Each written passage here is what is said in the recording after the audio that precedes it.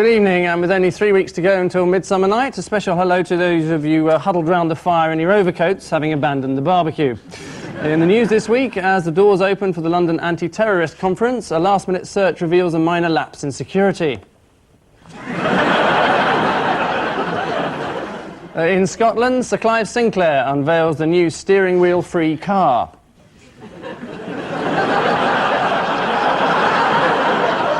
And in Strasbourg, John Major heads home after refusing to cooperate with the EU Committee on the standardisation of door sizes. Our first guest is an American comedian about whom the Washington Post has said the lousier he feels, the funnier he is, which is why we've put him next to Ian Hislop tonight.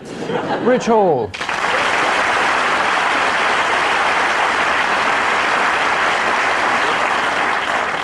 And on Alan Davies' team, an outspoken Tory MP who, when he's writing spy books, is called Nigel West, and when he's voting against his own government, is called something unbroadcastable, Rupert Allason.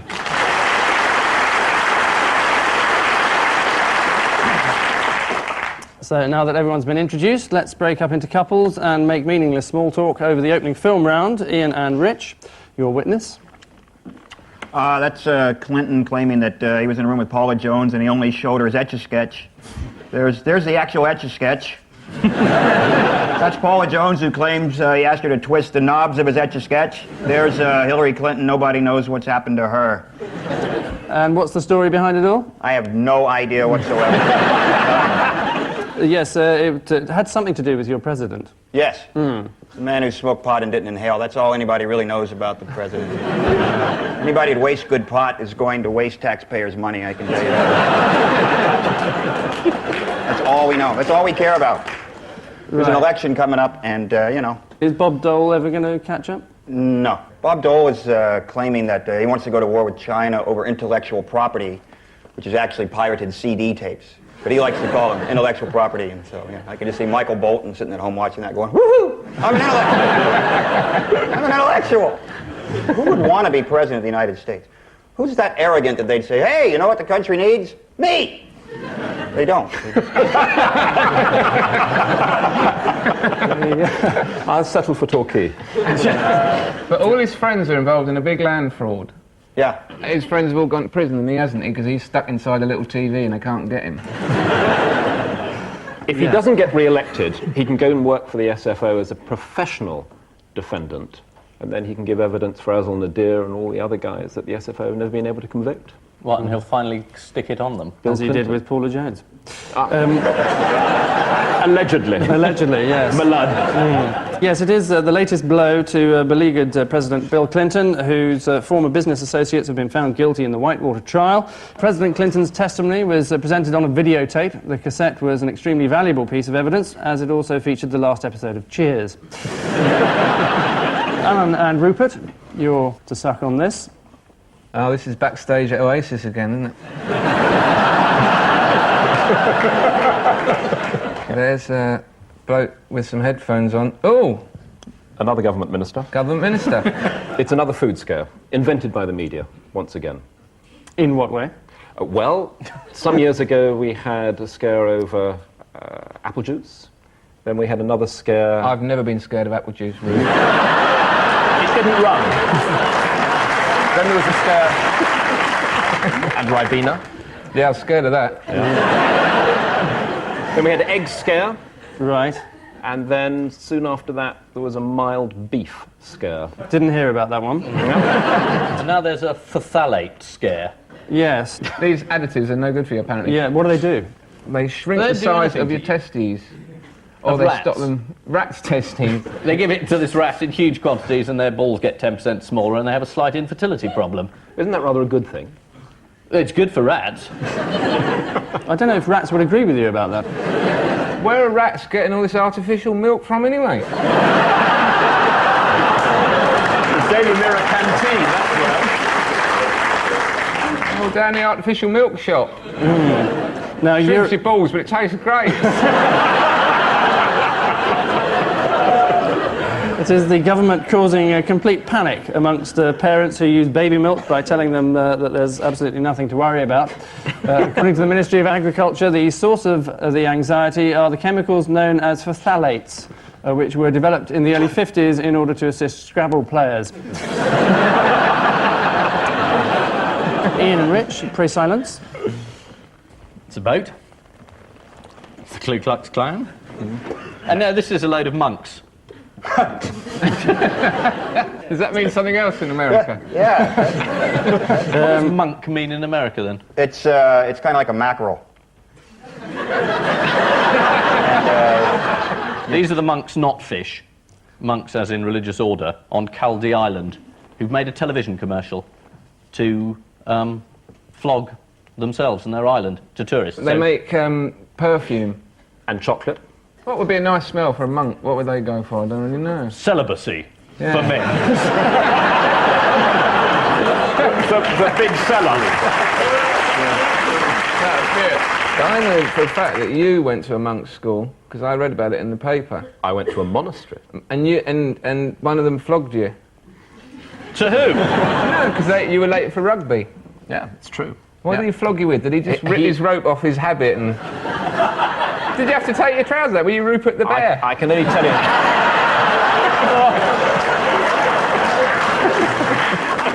Yes, it is the Reformed Cistercian Order of Monks on Caldy Island who are trying to attract tourists using a TV advertising campaign. Brother Robert, the abbot, who has lived on the island since 1960 and regrets the intrusion of the media, told the Daily Telegraph, "We have a strict rule of silence here," then added, "Oh bugger." Bang goes the celibacy ban.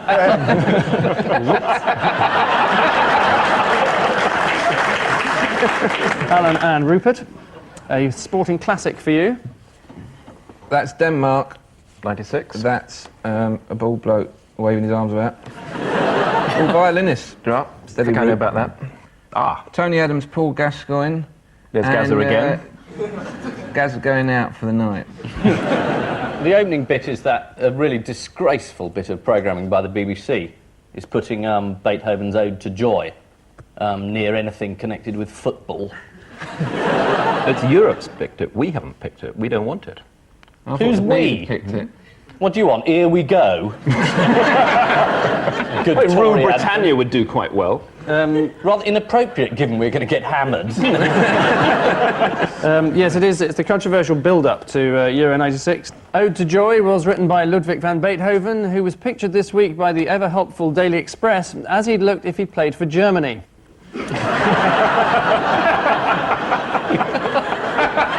Obviously, Ludwig went to the same hairdresser as Kevin Keegan, but... And Mick Hucknall. Which Euro Trash sounds the final whistle on this first leg, and at this stage we may be heading for extra time with the scores keenly balanced at 4-4.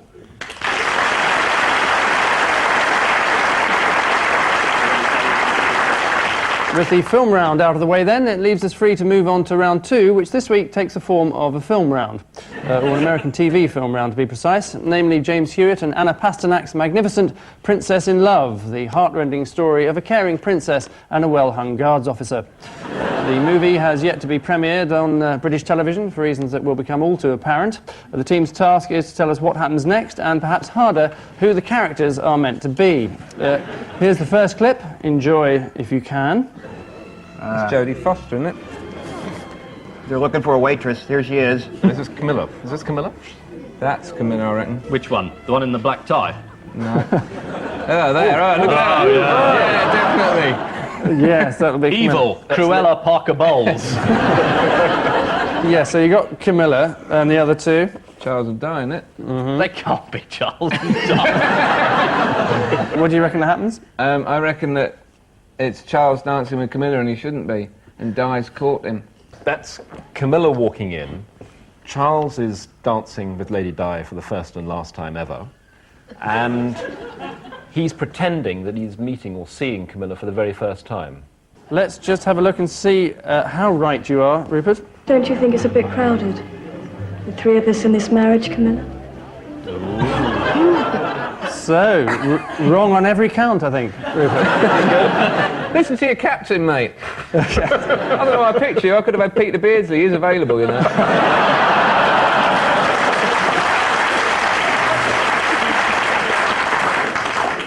It is the famous three in a marriage joke there, slightly reworded so that it doesn't work. An exceptionally tense moment, although happily the butler soon came in with a tray of Ferrero Rocher. The action moves on, you'll be disappointed to learn, to Kensington Palace. What about your mother-in-law? My mother-in-law roams the palace putting lights out. Steady. She orders them to turn over soiled sheets to save on the laundry bill. I don't believe it. It's terribly amusing. If you don't have to live with them. But I'm being terribly naughty. What's she doing under the table then that's terribly naughty? Will Carlin's down there, that's what's going on.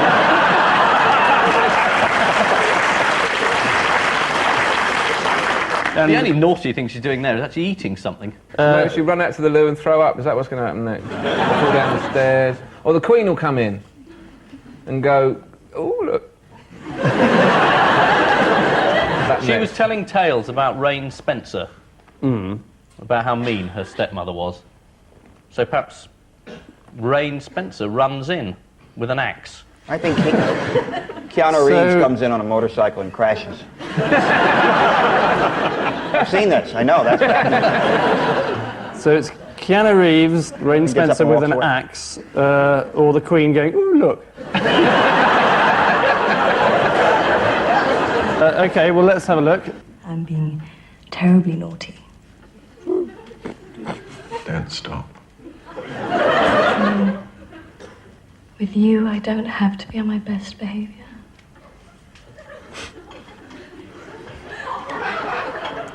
If you'd just leave that there. Thank you, I won't be needing you anymore this evening.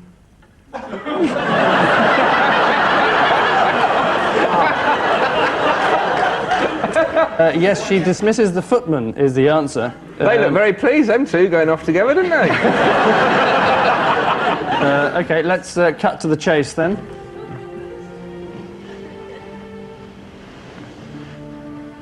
Are you quite sure? I've never been more sure of anything. Not keen. It's all right.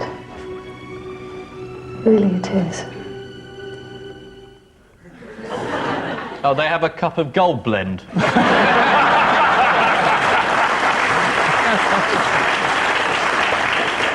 She opens her mouth and she's got big teeth like that. Nothing quite that interesting, actually. Lizard tongue like that. He was educated. He offers to show her his watercolours. No, Rich? Yes, it is. I just had a question. What's gold blend? Also earlier, what was SFO? Because I'm still back on page... Ian will explain everything. SFO is a type of Colombian coffee. Yeah. Do ask for it in restaurants. And gold blend is a rather unpleasant sort of sexual deviancy. I always like to help Americans. He's going to have a hell of a night tonight, isn't he? OK, let's take a look. It's all right. Really, it is. It's treason.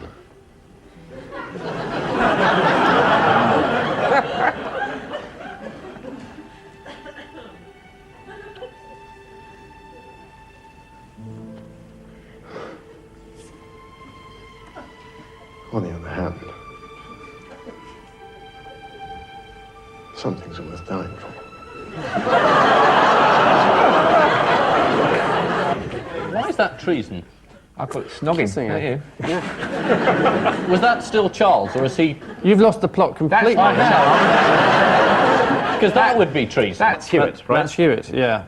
Giving a Oh, tongue that's sandwich. Hewitt. That's I thought Hewitt. that was Prince Charles. If you have an it's affair treason, yeah. with the wife of the heir to the throne, you can be Tower of London stuff. Canoodle with 14th Lady century Di. law. That's it. That's the Trouble is kind- nowadays, it'd be pretty full Tower of London, wouldn't it?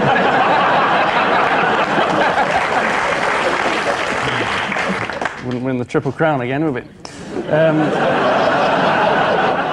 After Diana's Panorama and James Hewitt's Cadorama, the tabloids have dubbed this film Bedorama. Luckily, James Hewitt kept his underpants on, or it could well have been Bananarama.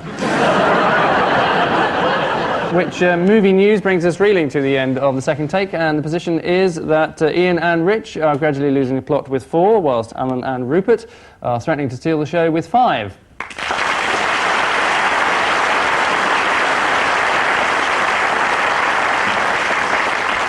And so to the round that is our odd one out, given that no other round is. Alan, your 4 media darlings are Jon Snow, Anthony Blunt, Betty Boothroyd, and James Hewitt.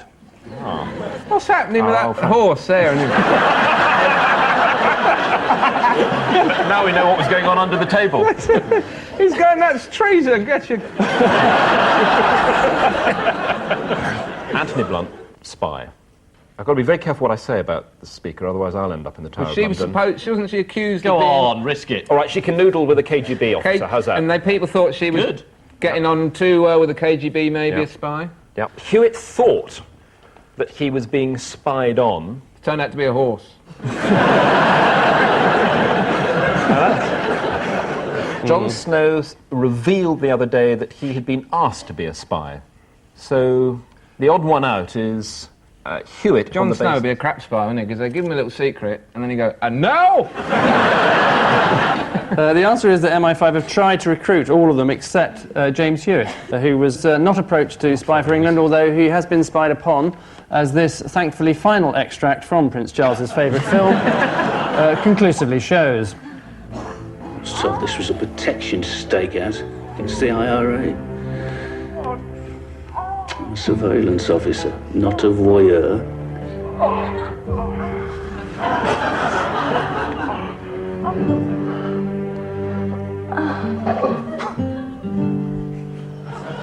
Treason!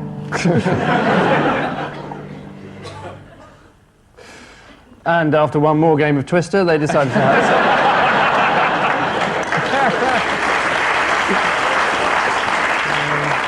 Rupert, your 4 oddballs are George Best, Thomas Cook, Ian Mills MP, and Alistair Campbell. Sobriety? Could it be sobriety? Might be. George Best, not known for sobriety. No, he's drunker, didn't he? Alistair Campbell. When was he drunk? When was Alistair Campbell drunk? Yeah. Permanently. Really? Yeah, some years ago. Because you sued him, didn't you? People reveal all in court eventually, Ian. Good. Sounds great, I've never been. Rupert's in all the time. Probably will today after tomorrow. You're not going to sue me, I'm the captain. No, I'm on your side, yes. Sue him! It's not done. But you reckon he was Pornography. drunk for years, Alistair Campbell? I think that he does admit that. Yeah, he did drink 15 pints of bitter, 4 bottles of wine and half a bottle of whiskey during a lunch with David That is David Mellor. fantastic. How did he do that? That was before he gave evidence. That was a not untypical day, as Is that he put normal? I suppose you'd have to get through lunch with David Mellor. it. At very least, yes. Who's David Mellor?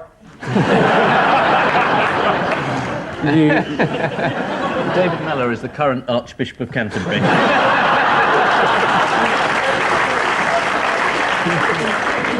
The answer is that they're all teetotalers, apart from Tory MP Ian Mills, who was recently cautioned for drunkenness after being found slumped semi-conscious in a London doorway.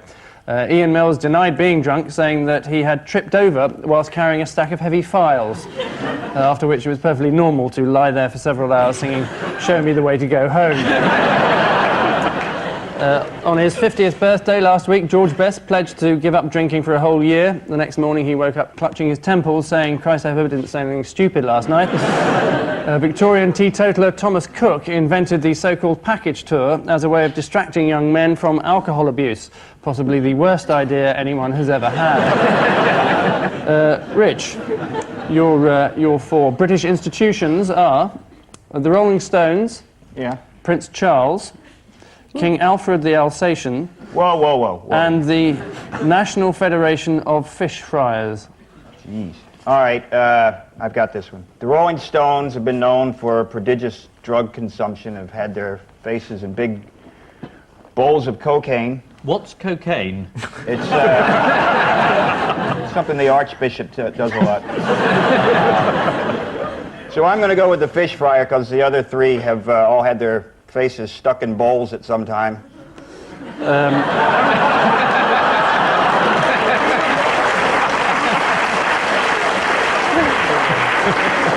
I could give you a clue if you want any help. Does everything to do with Gold Blend? The clue is Frank Sinatra, Manchester United, and the Sun newspaper. Well, that clears it up. Yeah. Can we have another clue? Well, involving the answer.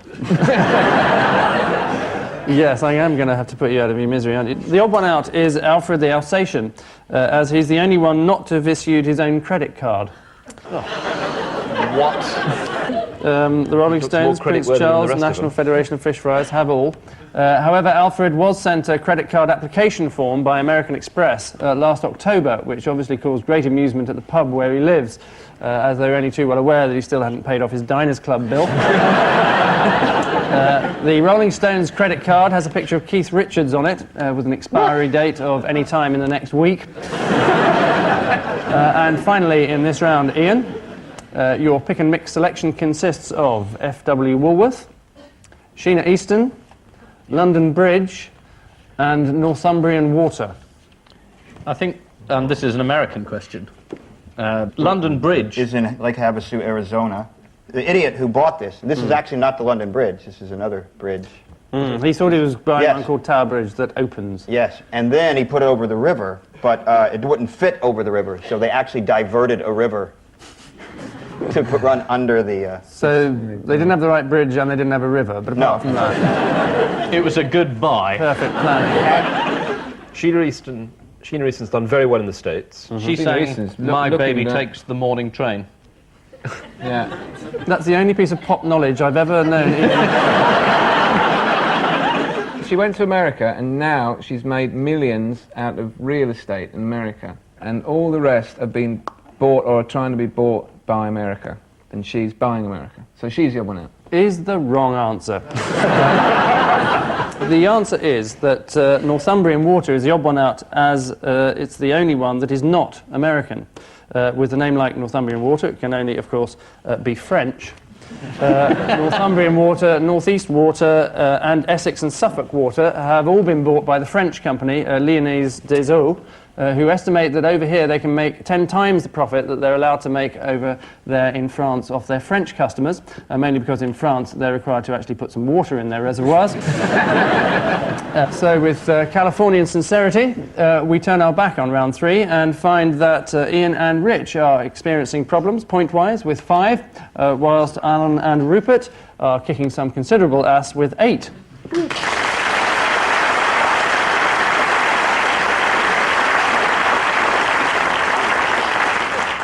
And so lastly, by way of a grand finale, a chorus of dancing girls. It would have been nice, but instead it's the considerably cheaper missing words round, an array of butchered headlines from the week's press, some of which may have seen the light of day first of all in this week's guest publication, the universally acclaimed Fish Fryers Review, the journal of the National Federation of Fish Fryers, the credit card people.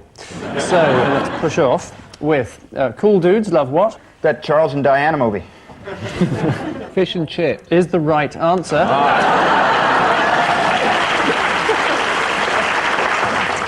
As revealed exclusively in February's issue of Fish Fryers Review, which Alan obviously bought. Next, what threat to sheep? Fish and chips. James Hewitt. That's a lovely image. I mean, cool dudes, sort of fat, spotty dudes love fried fish. I think we've just stumbled upon another irrational prejudice, albeit. Gold Blend. Prison closure is the answer. Next, Mrs. Bottomley swings what? Allegedly. Cat 3 times over her shoulder to make voodoo attempt to improve healthcare. So you've heard of her then? So it's low. Mr. Bottomley. It's, I'll give you one for low. High and low is the right answer. Low. Culturally, that is. Next, Fergie was what? Why was that in the Fish Friars Review? Let me just explain. Not all Rupert. in Most of the questions are based on the newspapers' headlines. It's just one or two that are taken from the Fish Friars Review. Not all of them. For example, prison closure threat to sheep. Anyway, let's press on. It is very good, that John Major over your shoulders. Look, if you look, look, it's John Major looking straight over. He's going, one more vote, that's all I need. I did that one for him. How does he talk? You can do him, can't you? I can't actually, but you're Yeah, rather you good can at do Major. Go on, do impersonations, Major. aren't you? I can't do Major. Just pretend it's Jimmy Somerville. Go on.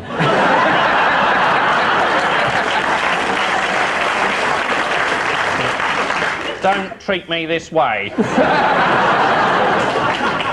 That's what he's saying over your shoulder, mate. You wouldn't say that to Rupert. Rupert votes him. You saved him. Only occasionally. One vote. You could have brought down the government. You let him off. You could have brought down the government.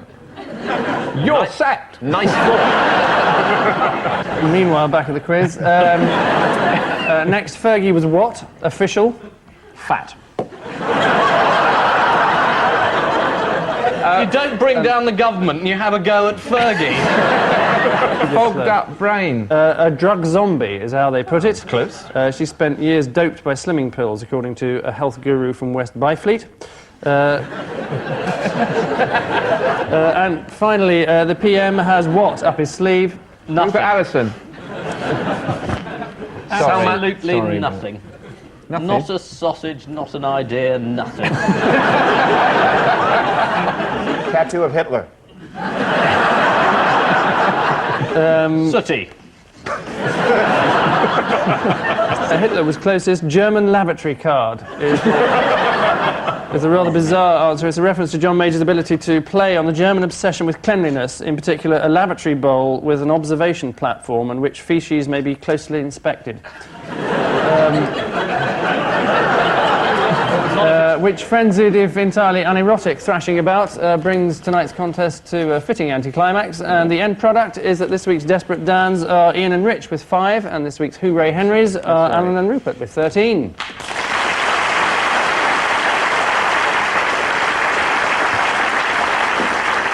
Beaten by Rupert Allason bodes well for when we next meet in court. And I leave you with news that Peruvian television announces the launch of their new programme, One Man and His Llama. After racking his brain for several days, Prince Philip finally comes up with an original present idea for the Queen. And in Tokyo, the sumo wrestling world is rocked by allegations of match rigging. Good night.